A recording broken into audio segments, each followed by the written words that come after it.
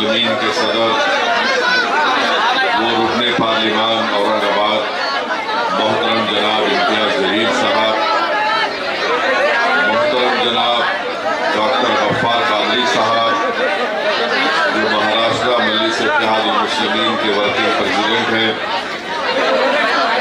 मोहतरम जनाब अब्दुल नाजिम साहब जो सीनियर सेक्रेटरी हैं महाराष्ट्र मजलिस इत्तेहाद मुस्लिमीन के, अमरावती के मजलिस इत्तेहाद मुस्लिमीन के सदर जनाब सलाहुद्दीन खान साहब, अरकान बल्दिया अब्दुल खालिद साहब, अफजल हुसैन साहब, समीर शाह साहब, मेरे तमाम मौजूद मजलिसी रुतबा, बुजुर्गान कौम और मिल्लत, मेरे गयूर नौजवान साथियों और पसे पर्दा बैठकर सुनने वाली मेरी इज़्ज़तदार माँ और बहनों, मैं आप तमाम का बेहद शुक्रगुजार हूँ कि आपने अपना कीमती वक्त निकाल कर आज के मजलिस इत्तेहाद मुस्लिमीन के इस जलसे में आपने शिरकत की। और मैं इस बात को मानता हूँ कि ये जगह हमारे लिए नाकाफ़ी है, मगर ये इसलिए इंतज़ाम किया गया क्योंकि बारिश का खदशा था, इसीलिए एक पूरा कवर्ड इंतज़ाम यहाँ पर किया गया है। मैं आपका बेहद शुक्रगुजार हूँ कि आपने पिछले बल्दिया के इलेक्शन में यहाँ से आपने मजलिस के 10 अरकान बल्दिया को अपनी दुआओं से और अपने वोट देकर उनको कामयाब किया। मैं आपका शुक्रिया अदा करता हूँ। मैं जब बल्दिया के इंतखाबी मुहिम में आया था तो मुझे अच्छी तरह याद है कि सैयद मोइन ने मुझे नागपुर से गाड़ी में बिठाकर गाड़ी को बड़ी तेज़ रफ्तारी से चलाकर यहाँ पर इंतखाबी जलसे में मैं शिरकत कर सका। सिर्फ 10 मिनट बाकी थे। मैंने आपसे वादा किया था कि इंशाअल्लाह अल्लाह ने चाहा तो मैं दोबारा आऊँगा और आप तमाम से तफसीली गुफ्तगू होगी। ये अल्लाह सुब्हाना व तआला का बड़ा फजल व करम है कि मुझे यहाँ पर दोबारा आने का मौका मिला। आपके दरमियान में खड़े होकर मेरी जमात की बात आपके सामने करने का मुझे मौका अल्लाह ने इनायत फरमाया। मेरे अजीज़ दोस्तों और बुजुर्गों, अभी आपने एक वलवला अंगेज़ तकरीर को समाअत फरमाया मोहतरम जनाब इम्तियाज़ जलील साहब की। और अमूमन इम्तियाज़ जलील साहब बड़ी नरमी से गुफ्तगू करते हैं।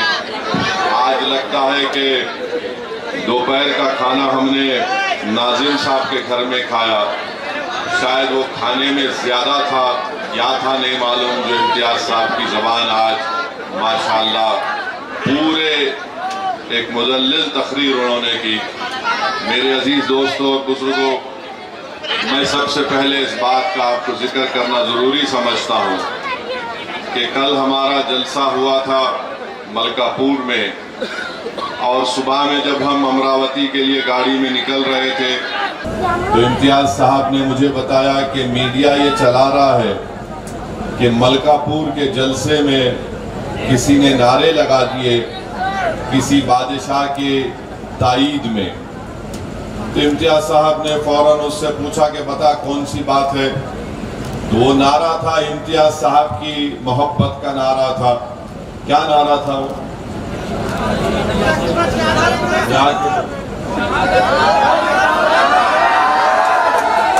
नहीं देता ढील इम्तियाज़ जलील, शाहगंज का टावर इम्तियाज़ का पावर। ये बात इम्तियाज़ जलील साहब ने कही तो ये बेचारा मीडिया के 3 चैनल ये चला दिए कि किसी एक बादशाह के जिंदाबाद के नारे मलकापुर के गयूर नौजवानों ने लगाए। मैं सबसे पहली बात तो ये कहना चाहूँगा कि ये झूठा इल्ज़ाम है। ये तौहीन करने की कोशिश कर रहे हैं मलकापुर के गयूर नौजवानों की मजलिस से बेलोस वाबस्तगी और मोहब्बत को।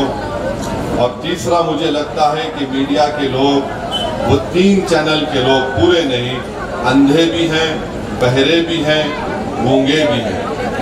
उनको कम से कम इस बात का नोटिस लेना चाहिए था कि क्या नारे लगाए जा रहे हैं। अगर आपको इम्तियाज जलील की तायीद में अगर कोई नारे लगाता है, अगर आपको पेट में दर्द हो रहा है, तो फिर आपको बोलना चाहिए था कि हमको इम्तियाज जलील का जो नारा लग रहा है, हमको पेट में दर्द हो रहा है, पेंचिश हो रही है, रात में नींद नहीं आई हमको। मगर एक बात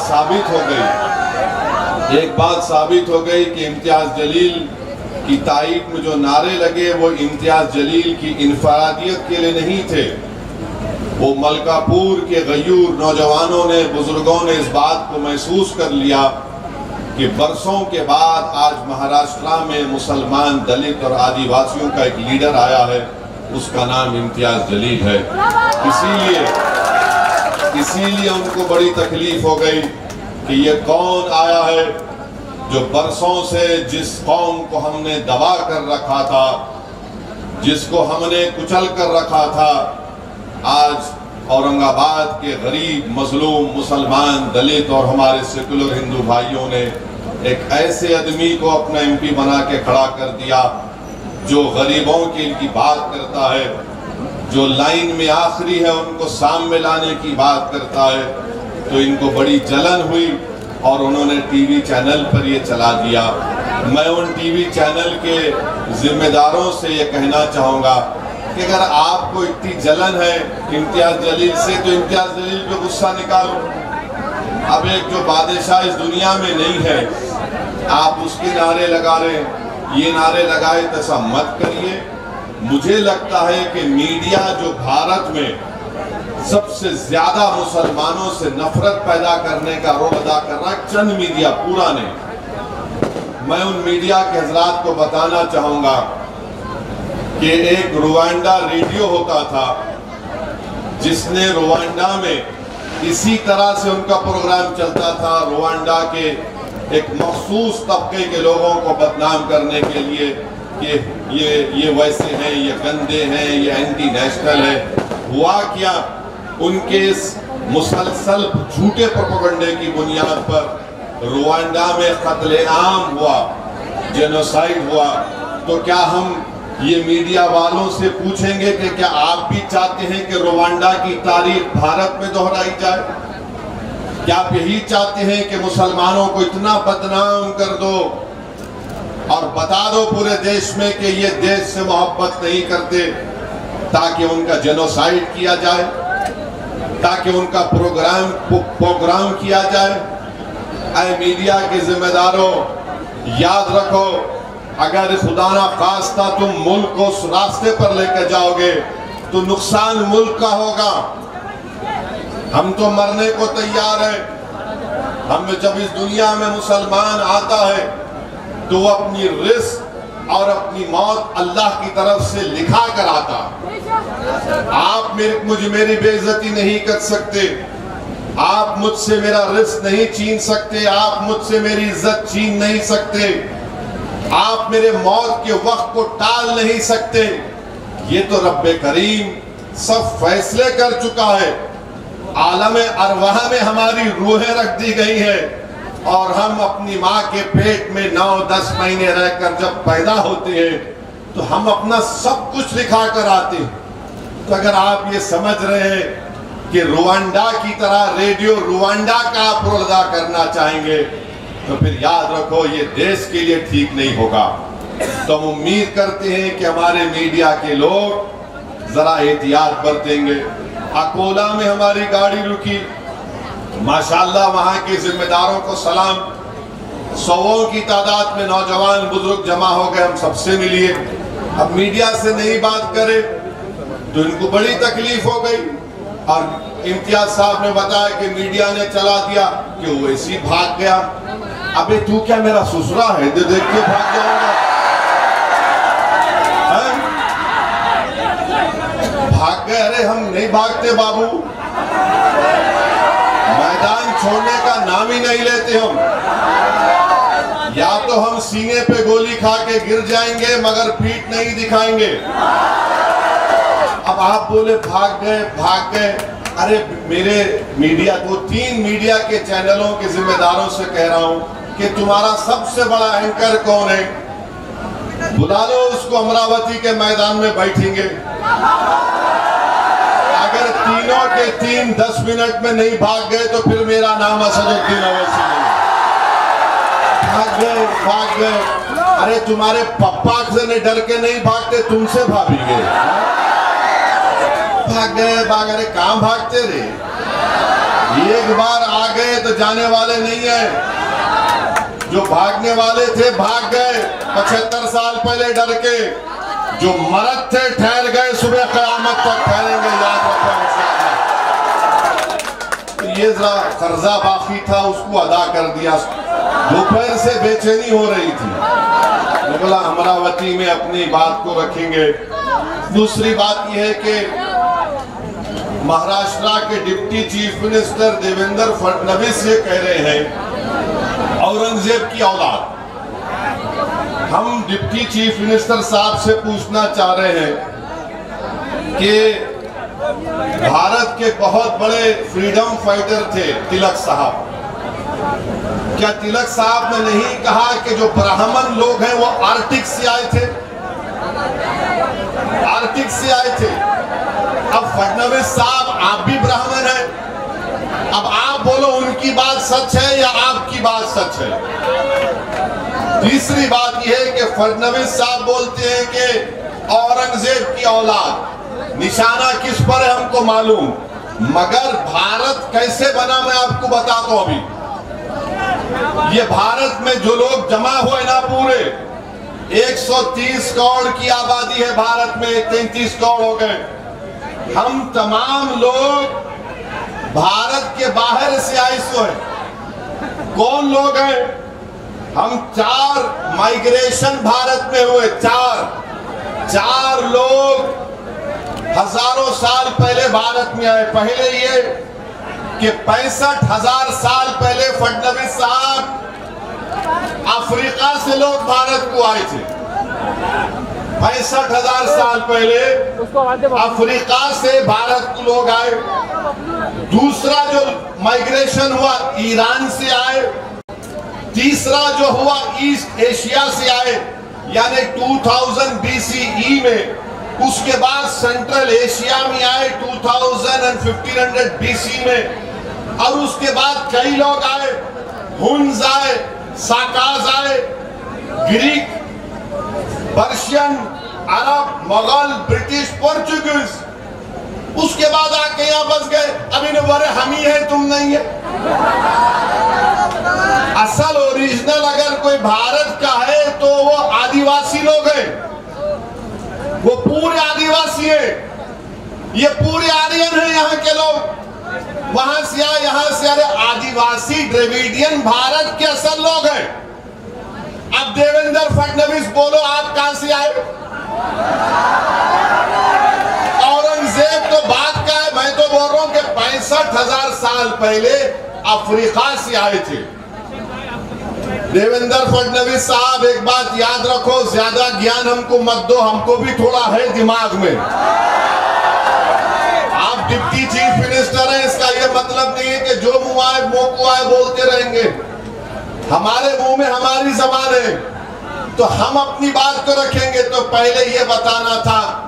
और सबसे अहम बात यह है कि हमारा ईमान, हमारा मानना यह है, हमारे बुजुर्ग किताबों में भी लिखे कि जब अल्लाह सुब्हानहू तआला हजरत आदम अलैहिस्सलाम को जन्नत से दुनिया में भेजा, तो हजरत आदम अलैहिस्सलाम कहां पे आए?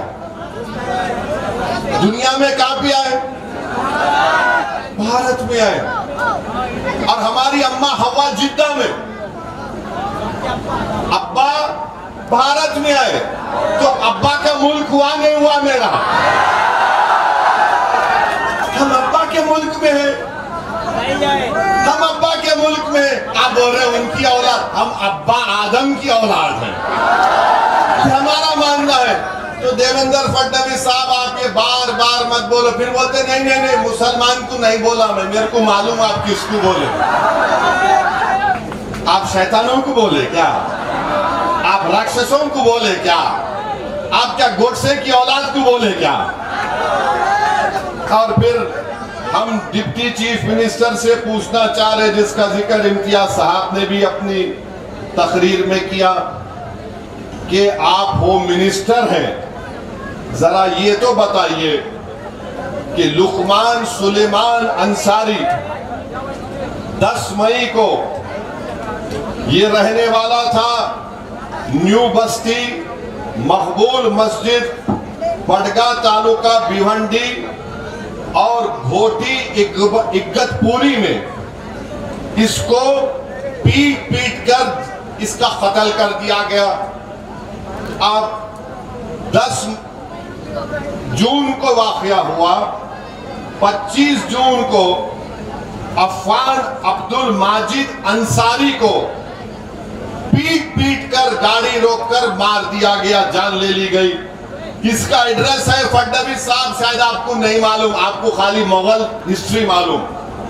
उसका एड्रेस है रूम नंबर 5 फातिमा बी चौल, बरेली होटल, खुरेश नगर, कुर्ला ईस्ट, मुंबई 400070 महाराष्ट्र। हमारे पुलिस वाले लिख के भिजा दो डिप्टी सीएम को जो लाइन ऑर्डर देखते हैं। इनका भी इनको मारा गया कहां पे? जहां पे लुकमान सुलेमान अंसारी को मारा गया था, घोटी इग्गतपुरा में। यानी 10 दिन में 2 लुकमान सुलेमान अंसारी को और अफान अब्दुल माजिद अंसारी को सिर्फ इसलिए मार दिया गया कि उनके गाड़ी से गोश्त निकला, रोक कर पीट पीट कर उनकी जान ले ली गई। अरे देवेंद्र फडणवीस साहब, शिंदे साहब, कौन सी हुकूमत तुम चला रहे हो? 2 लोगों की जानें चली गई हैं। अगर कोई फोटो लेकर निकलता तो देवेंद्र फडणवीस बोलते फलां की औलाद। देवेंद्र फडणवीस साहब, शिंदे साहब, ये महाराष्ट्र में तुम हुकूमत कर रहे या क्या कर रहे तुम लोग? 10 दिन के अंदर 2 लोगों को गाड़ी से उतार कर पीट पीट कर उनकी जान ले ली गई और तुम्हारी सरकार बेहोश सो रही है। फोटो उठाए तो तुम हरकत में आते। अरे फोटो की अहमियत है या इंसान की जान की कीमत है? बताओ। मरने वाला अगर अंसारी है तो उसकी कीमत नहीं है। भारत के प्रधानमंत्री मोदी बोलते पसमानदा मुसलमान, अरे ये दोनों अंसारी हैं। मरने वाला इंसान है मगर उसका नाम अंसारी है, तो ना शिंदे की जबान खुलती, ना फडणवीस की जबान खुलती, ना शरद पवार की जबान खुलती, किसी की जबान नहीं खुलती। खुलती कब है? जब चुनाव आ जाते हैं। मेरे अजीज दोस्तों और बुजुर्गों, हम कंडेम करते हैं ये 2 बच्चों का जो कत्ल हुआ है, लुकमान सुलेमान अंसारी का और अफान अब्दुल माजिद अंसारी का, घोटी इग्गतपुरा में। और नासिक की पुलिस तो माशाल्लाह, वाह वाह। मैं तो एसपी साहब आपको मुबारकबाद देता हूं कि आप एसपी हैं और ये कत्ल हो रहा है, और शायद आपको बीजेपी की सरकार इनाम दे देगी कि आपने बड़ा अच्छा काम किया है। अरे क्या हो रहा है हमारे महाराष्ट्र में? गरीबों को गाड़ी से उतार कर पीट पीट कर उनकी जान ले ली जा रही है। मैं मुतालबा डिमांड करता हूं कि 1 हफ्ते के अंदर पूरों को गिरफ्तार करना, आप जेल को भिजाना उन तमाम जालिमों को जिन्होंने हमारे सुलेमान अंसारी को और अब्दुल अफान माजिद अंसारी का कत्ल किया। ये नाथूराम गोडसे की नाजायज औलाद है। ये नाथूराम गोडसे की नाजायज औलाद है। इन्होंने हमारे मासूम इंसानों की जान ली है। हम मुख्यमंत्री हो या डिप्टी सीएम हो, कुछ तो बोलो। अच्छा, कुछ तो ये सेकुलर पार्टी के लोग बोलो, राष्ट्रवादी के लोग बोलो, कांग्रेस के लोग बोलो, ये आपके शिवसेना के लोग बोलो। मुंह में क्या दही जम गई? नहीं बोलेंगे। कब बोलेंगे? ये ओवैसी इम्तियाज भड़काऊ भाषण देते। चुनाव आएगा तो बोलेंगे बीजेपी को हराना है, हमको वोट दो। अब तो बोलो इन बच्चों के बारे में। हम जब बोल सकते तुम क्यों नहीं बोल सकते? इसलिए नहीं बोलते कि तुम्हारी मौत इनको पसंद है, मगर तुम्हारे ओट से मोहब्बत है। तुम्हारी जिंदगियों से मोहब्बत नहीं, सिर्फ तुम्हारे ओट से मोहब्बत है। मजलिस को तुम्हारे ओट से नहीं, मजलिस को तुम्हारे हक से मोहब्बत है, मजलिस को तुम्हारे इंसाफ से मोहब्बत है। हम यही चाहते हैं। अच्छा, अब आप सुन लो, पार्लियामेंट का इलेक्शन हुआ, यहां से आपने एक मोहतरमा को कामयाब कर दिया। आपने सब वोट दिया ना उनको? दिए नहीं दिए? कितने वोट दिए? हाथ उठाओ। आपने मैडम को वोट दिया, क्यों दिया आपने वोट? आपने वोट इसलिए दिया, सुनिए मैं जानता हूं पूरा, आपने वोट इसलिए दिया क्योंकि हमारे बुजुर्ग लोग बोले मियां बीजेपी को हराना है, वोट दे दो उसको।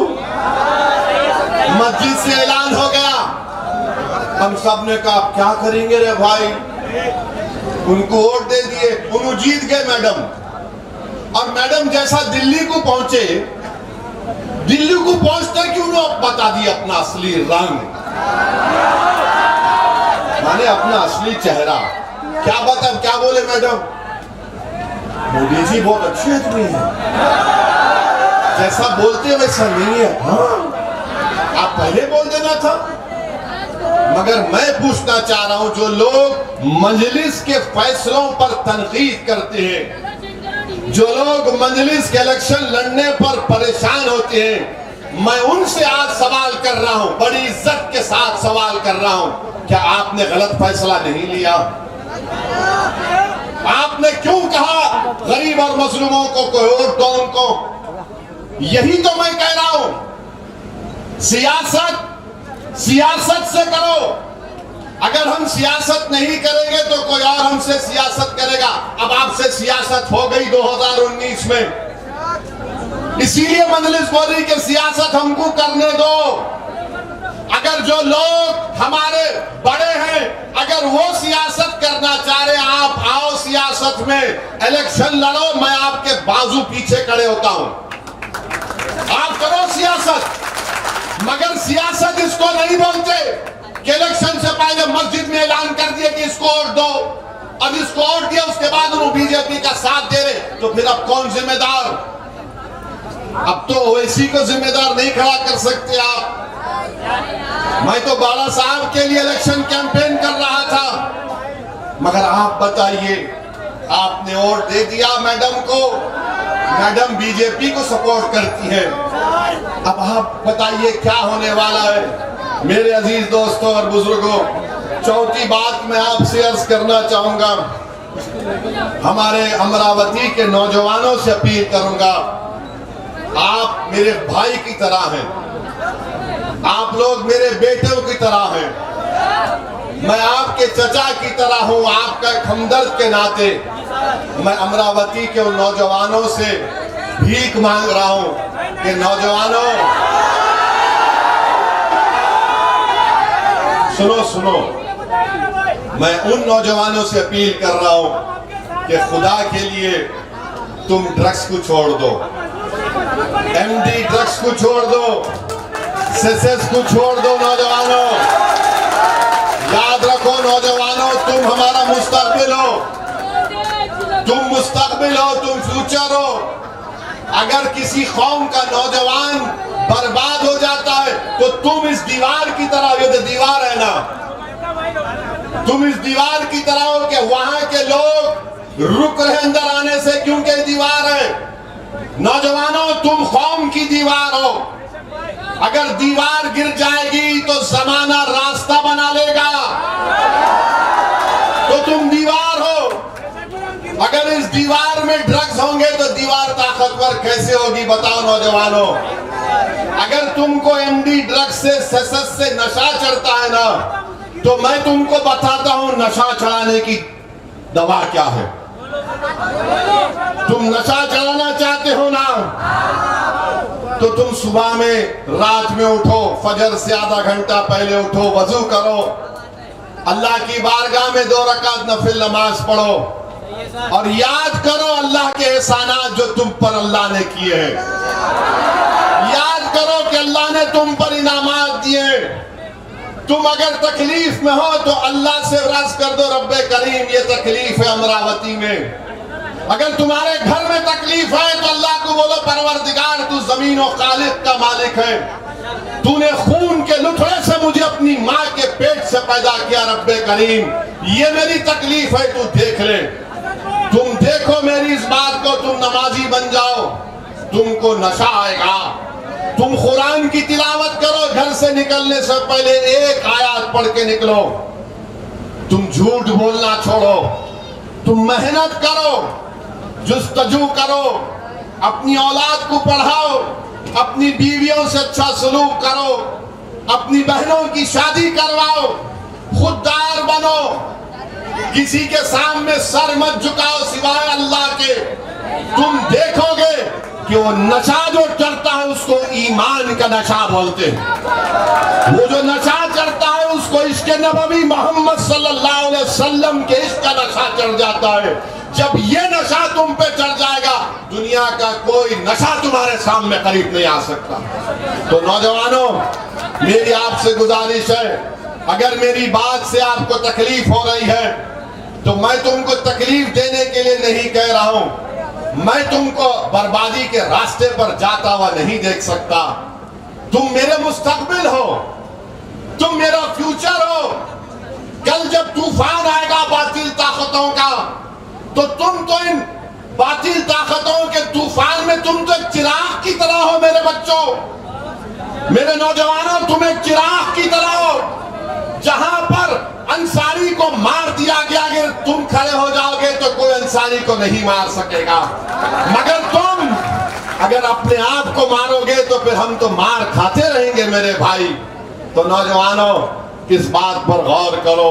चौथी बात यह है कि अभी मैं आ रहा था रास्ते में तो मैंने देखा कि मीडिया ने रिपोर्ट किया कि भारत के फाइनेंस मिनिस्टर मोहतरमा ने एक बयान जारी किया और उन्होंने अमेरिका के साबिका सदर बराक ओबामा के उस बयान को तनकीद का निशाना बनाया कि बराक ओबामा ने इतने मुस्लिम ममालिक पर बमबारी की।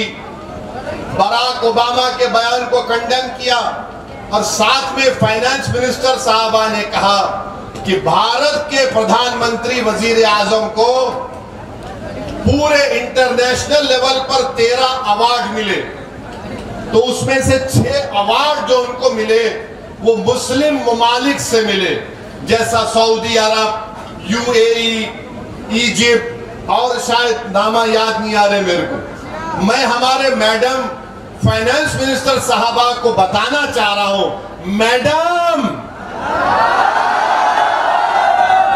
अमरावती के और हिंदुस्तान के मुसलमान को सऊदी अरब के बादशाह से कोई कनेक्शन नहीं है। अमरावती के मुसलमान को यूएई के बादशाह से कोई रिश्ता नहीं है। इजिप्ट के सिसी से हमको कोई मतलब नहीं है। अब आप एंटी नेशनल बात कर रहे हैं। भारत के 20 करोड़ मुसलमानों को ईरान के मुसलमानों से क्या करना, सऊदी अरब के मुसलमानों से, उनके बादशाह से क्या करना, यूएई के बादशाह से क्या करना, इजिप्ट के सरबराह से क्या मतलब, ईरान के वो आयतुल्लाह जो भी है लीडर, उनसे हमको क्या करना है।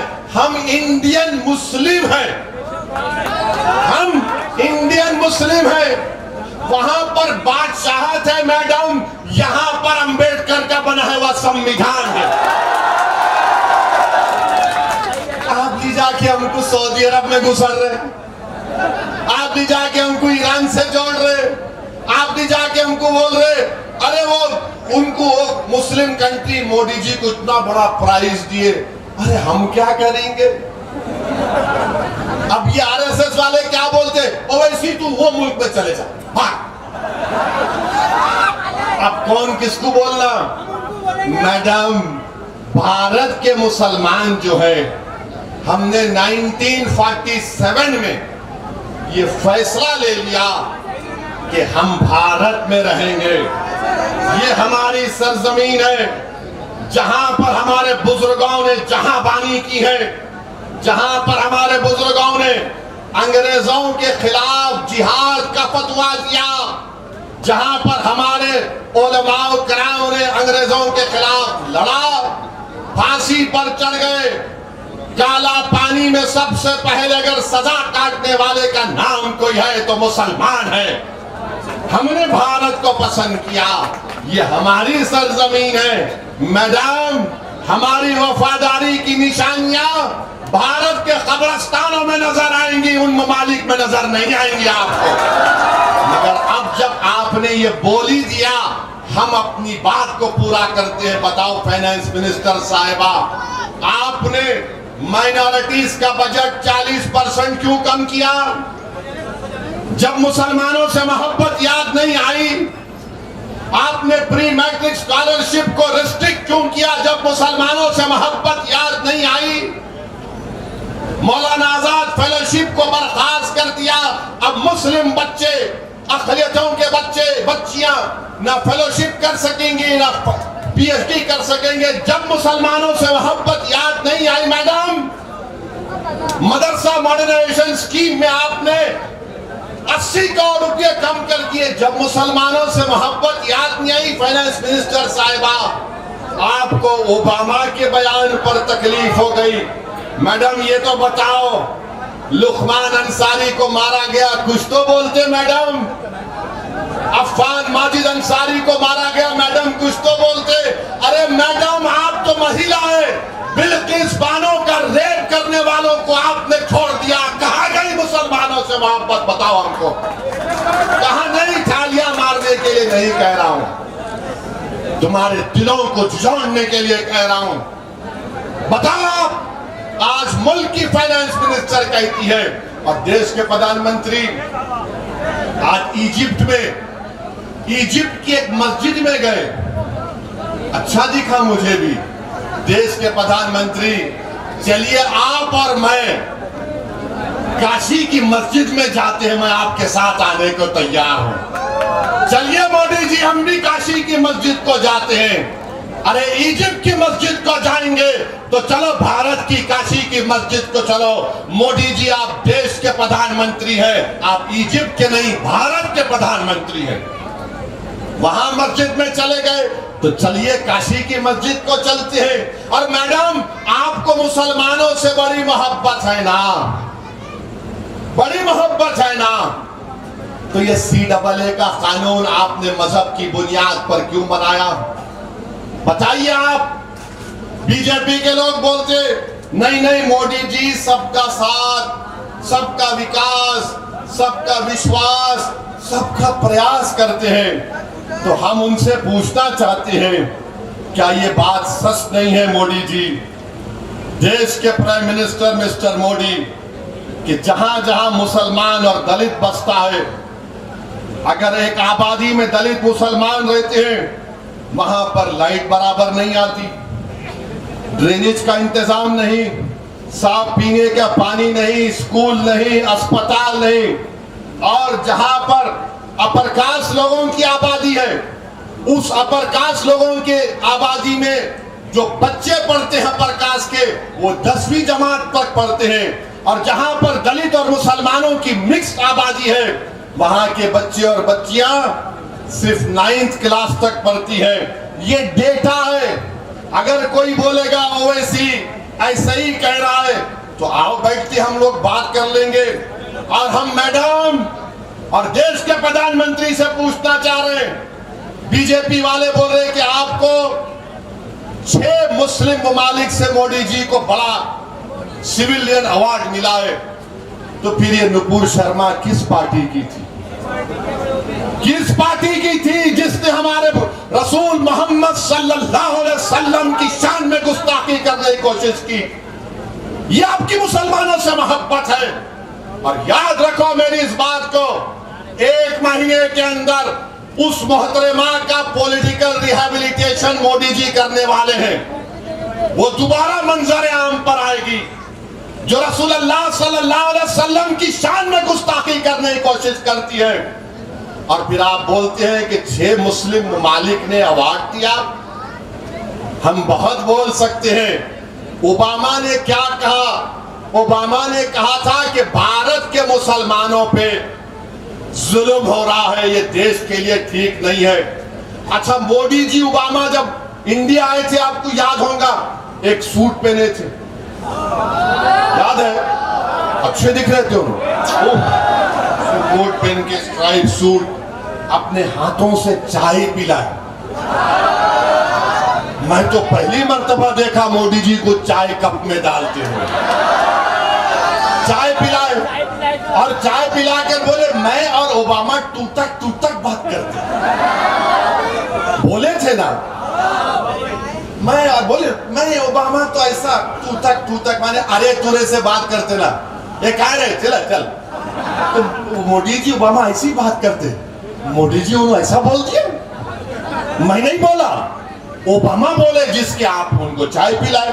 आपकी चाय का असर नहीं हुआ मोदी जी उनके ऊपर, शायद आपने शक्कर कम डाली थी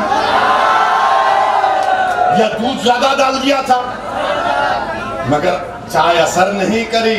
ओबामा ने यह कहा। अच्छा, मोदी जी ने अमेरिका में यह कह दिया कि इंडिया में डिस्क्रिमिनेशन नहीं करते। हम तो पूरी मिसालें दे रहे हैं आपको। आपकी सरकार है महाराष्ट्र में, 2 अंसारी बच्चों को इगतपुरा में गाड़ी से उतारकर गोश्त की बुनियाद पर पीट कर उनकी जान ले ली गई। महाराष्ट्र में बीजेपी की सरकार नहीं है तो किसकी सरकार? मेरे अजीज दोस्तों और बुजुर्गों, इसीलिए हम आपसे अपील कर रहे हैं कि मजलिस इत्तेहादुल मुस्लिमीन को मजबूत करिए।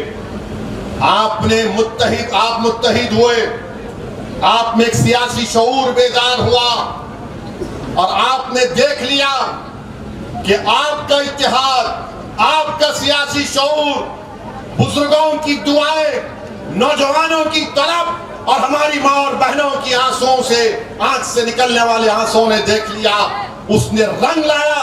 और जो महाराष्ट्र की सरजमीन पर गरीब तड़प रहा था एक लीडरशिप के लिए, उसको इम्तियाज जलील मिल गया, डॉक्टर गफ्फार कादरी मिल गया उसको। इनको अब पसंद नहीं आ रहा, इनकी आंखों में चुभ रहा है ये कौन है जो आकर गरीबों की और मजलूमों की बात कर रहा है। मेरे अजीज दोस्तों और बुजुर्गों, यही हम आपसे बता रहे हैं कि आप मुत्तहिद रहिए। और फिर कल भी मैंने कहा था, आज भी कह रहा हूं, पटना में अपोजिशन पार्टी की मीटिंग हुई, पटना में अपोजिशन पार्टी की मीटिंग हुई, उसमें मुझे नहीं बुलाया गया। मगर हम ये पूछना चाह रहे हैं कि क्या आपका एजेंडा क्या है? हम भी चाहते हैं कि नरेंद्र मोदी तीसरी मर्तबा भारत के वजीर आजम ना बने। हम पूरी कोशिश करेंगे। अरे अमरावती की जनता ने मोदी को प्राइम मिनिस्टर नहीं बनने के लिए मैडम को वोट दिया था, उनसे धोखा हो गया। महाराष्ट्र के गरीबों ने मोदी को दूसरी मर्तबा वजीर आजम बनने से रोकने के लिए ओवैसी की बात का यकीन नहीं किया और कांग्रेस राष्ट्रवादी को वोट दिया। मगर फिर भी इनके शिवसेना के, बीजेपी के इतने एमपी जीत के चले गए। मेरे भाई याद रखो, हम आज मुल्क की आजादी के 75 साल मना रहे हैं। मैं बड़ी तकलीफ से तुम्हारे सामने एक सच्चाई को बयान कर रहा हूं। पार्टीशन की जिम्मेदारी मुझ पर, हम नहीं जिम्मेदार पार्टीशन के। फसादात हुए, लुट गए, पिट गए, मस्जिद को शहीद कर दिया गया, हमको पसमानदा कर दिया गया। अरे हमारा एजेंडा क्या है बताओ? क्या हम सिर्फ जिंदा रहने के लिए लड़ेंगे? क्या हम अपनी लीडरशिप को नहीं बनाएंगे? क्या हम अपने बच्चों के रोजगार के रिजर्वेशन का मुतालबा नहीं करेंगे? कब तक सिर्फ जिंदा रहने के लिए लड़ोगे? अरे इज्जत की जिंदगी गुजारने के लिए लड़ना है तो मजलिस का परचम थामो तुम। ये मैं आपसे अपील कर रहा हूं। 75 साल हो गए, 75 साल वतन अजीज को आजाद होकर हो गए और हमारा एजेंडा क्या है? नहीं, जिंदा रहना है। अरे जिंदा तो रहेंगे मगर किस हाल में जिंदा रहेंगे? बेइज्जती से जिंदा रहेंगे या इज्जत के साथ जिंदा रहेंगे। और जब इज्जत के साथ जिंदा रहने की तुम बात अपने मन में ठान लो तो संविधान को पकड़ लो। भारत का संविधान जो अम्बेडकर ने बनाया उसको पकड़ लो और सियासी ताकत बनो। तुमको डरने और घबराने की जरूरत नहीं है। यकीनन बीजेपी को, आरएसएस को हराओ, मगर तुम भी तो कामयाब हो। आखिर क्या बात है कि इलेक्शन जैसा आता नहीं, अब क्या करना, अरे ये सरकारी मुसलमानों का यकीन मत करो। ये तमाम के तमाम डरपोक लोग हैं जो रिफाए आम क्लब में मुसलमानों के भारत से कहा था कि अब सियासी ताकत मत बनो। मैं आपसे कह रहा हूं कि हमको आज हम काम करेंगे तो आइंदा 70 साल के बाद ये जो तुम्हारे बच्चे मासूम बैठे, इनके पोतरे तुमसे सवाल ना करें कि काश तुम सियासी ताकत बन जाते तो हमारा यह हाल नहीं होता। तो मेरे अजीज दोस्तों और बुजुर्गों, यूनिफॉर्म सिविल कोड है। अब इन बार बार यूनिफॉर्म सिविल कोड की बात करते हैं बीजेपी वाले। आपको एक बात बता, कितना टाइम है? 1 मिनट में 60 सेकंड में पूरी बात मुकम्मल करता हूं। अब आप यूनिफॉर्म सिविल कोड की बात करते ना, ये बीजेपी वाले बोलते ना 4-4 शादियां करते बोलते ना। अब भी गवर्नमेंट का डेटा ये है कि पॉलीगेमी 1.9 मुस्लिम में है और 1.3 हिंदू भाई बहनों में है। अब बताओ आप कौन कर रहा? अच्छा, ये बोलते हैं इन्हों बहुत शादियां करते। नेशनल फैमिली हेल्थ सर्वे का डेटा ये बताता है जो हिंदू भाई शादीशुदा हैं मगर शादी के बाहर वो किसी से ताल्लुकात पैदा करते हैं, लिव इन रिलेशनशिप करते हैं, उनका परसेंटेज 2.2 है और मुसलमानों का 1.7, सिख और क्रिश्चियन का 1.9। क्या ये बात सच नहीं है कि भारत में 9 मिलियन यानी 90 लाख बच्चियां मिसिंग है फीमेल इन्फेंटिसाइड से 2000 से 2019 तक? अब इसका जिम्मेदार कौन है बताओ आप? बार बार ये बोलते कि मुसलमान बद किरदार है। अरे नेशनल फैमिली हेल्थ सर्वे 5 ये कहता है कि कितने परसेंटेज ऑफ मर्द हजरात शादी के माने इंटरकोर्स यानी हम बिस्तरी करते हैं जो उनकी बीवी नहीं है। तो सर्वे के 12 महीने पहले यह रिपोर्ट आई कि 7.8% बुद्धिस्ट मेन यस बोले, सिख लोग 6%, हमारे हिंदू भाई 4, क्रिश्चियन 3.8 और मुस्लिम 2.6। कौन सा यूनिफॉर्म सिविल कोड की बात कर रहे हैं आप? यानी यूनिफॉर्म सिविल कोड के लाने का मतलब यह है कि मुसलमानों से उनका कल्चर छीन लो। वो यूनिफॉर्म सिविल कोड नहीं होगा, हिंदू कोड होगा वो। इसीलिए हम उसकी मुखालिफत कर रहे हैं। और आपको मुझे प्रोटेक्शन आर्टिकल 29 का है, याद रखो। आर्टिकल 29 की बात करो, यूसीसी बोलेगा बोलो आर्टिकल 29 का प्रोटेक्शन है। बहरहाल इस पे बहुत सी बात बोल सकता हूं क्योंकि वक्त हो चुका है। आप